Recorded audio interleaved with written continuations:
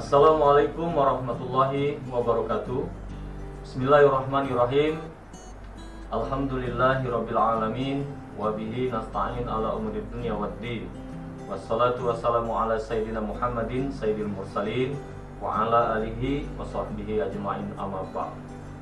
Bapak Ibu, para peserta pelatihan di lingkungan Balai Diklat Keagamaan Palembang yang berbahagia, alhamdulillah syukur kita panjatkan kehadiran Allah Subhanahu wa taala atas limpahan nikmatnya juala sehingga kita pada kesempatan ini masih dalam keadaan sehat walafiat. Salawat serta salam atas junjungan Nabi besar Muhammad sallallahu alaihi wasallam yang insyaallah kita selalu istiqomah menjadikan sosok beliau sebagai panutan kita hingga zaman. Amin ya rabbal alamin. Bapak Ibu para peserta semuanya yang berbahagia, pada kesempatan ini saya diberikan amanah untuk menyampaikan materi terkait sistem pelatihan dan pengembangan sumber daya manusia Kementerian Agama. Pengembangan sumber daya manusia mengandung pengertian sebagai sebuah usaha, yaitu untuk melaksanakan pekerjaan sehingga bisa meningkatkan prestasi di masa kini atau masa yang akan datang dengan menanamkan pengetahuan, perubahan perilaku, atau peningkatan keterampilan.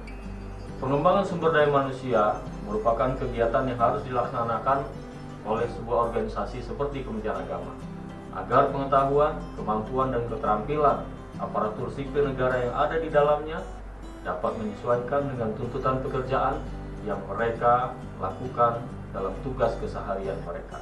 Tujuan dari pengembangan sumber daya manusia adalah meningkatkan sistem kinerja individu melalui pengetahuan, keterampilan, dan juga sikap.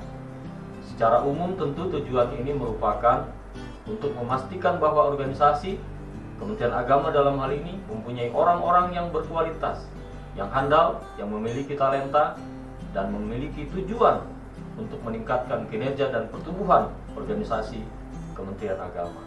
Tujuan tersebut hanya dapat dicapai dengan memastikan bahwa setiap orang dalam organisasi Kementerian Agama ini memiliki pengetahuan dan keahlian dalam mencapai tingkat kemampuan yang dibutuhkan untuk melaksanakan pekerjaan mereka secara efektif.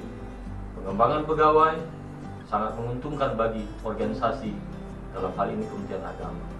Para pegawai dan manajer dengan pengalaman dan kemampuan yang layak akan meningkatkan kemampuan organisasi untuk berkompetisi, beradaptasi dengan perubahan lingkungan yang semakin kompetitif. Dalam organisasi Kementerian Agama, pengembangan pegawai tidak saja dapat dilakukan melalui pelatihan, tetapi dapat juga dilakukan melalui pemberian tugas-tugas tertentu. Tugas-tugas yang diberikan kepada setiap pegawai tersebut tentu menghendaki dengan tujuan potensi diri sebagai kerangka terbesar dari potensi sumber daya manusia yang ada di dalam Kementerian Agama. Pegawai lebih melaksanakan tugasnya sehingga dengan demikian mereka dapat lebih produktif dalam menyumbangkan tenaga dan pikirannya pada organisasi ini. Dapat dikatakan bahwa program-program pengembangan sumber daya manusia adalah untuk menunjukkan tingkat kesadaran yang cukup tinggi bahwa pimpinan organisasi dapat memberikan kepercayaan yang lebih kepada pegawai untuk berbuat, untuk menunjukkan prestasi kinerja mereka masing-masing. Ada beberapa manfaat dari sistem pengembangan sumber daya manusia tentunya untuk Kementerian Agama. Manfaat yang pertama adalah dapat menghasilkan sumber daya manusia yang berkualitas. Berikutnya, dapat meningkatkan kualitas dan inovasi pelayanan. Berikutnya adalah sebagai upaya untuk memperluas jaringan kerja. Dan yang paling substansi adalah bagaimana pelatihan ini dapat bermanfaat untuk memperbaiki metode dan sistem kerja yang ada di Kementerian Agama. Strategi pengembangan sumber daya manusia dapat kita lakukan dengan jalan pelatihan, seminar, workshop, magang, atau BIMTEK. Untuk Balai Diklat Keagamaan Palembang dalam penyelenggaraan pelatihan memiliki beberapa metode. Ya, pertama kita kenal dengan pelatihan yang menggunakan metode klasikal, dilaksanakan di dalam kelas dan bisa berinteraksi secara langsung dengan para peserta, WI dan para peserta narasumber dan para peserta bisa melakukan diskusi secara langsung.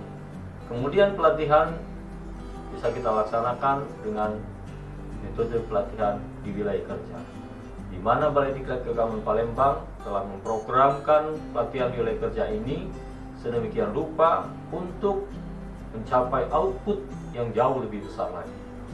Dan kami biasanya mendatangi wilayah kerja tertentu dan kami melaksanakan diklat di wilayah kerja tersebut.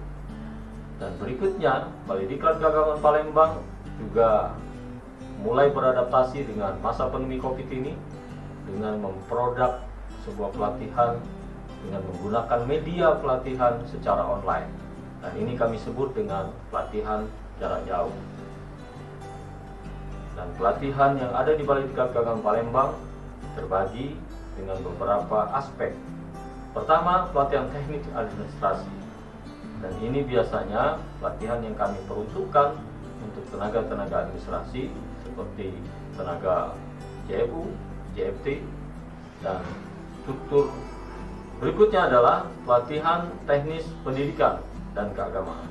Ada beberapa indikator keberhasilan dari sebuah pelatihan. Pertama, kita berharap dan memastikan bahwa peserta mendapat pengetahuan dan mereka semakin menjadi terampil.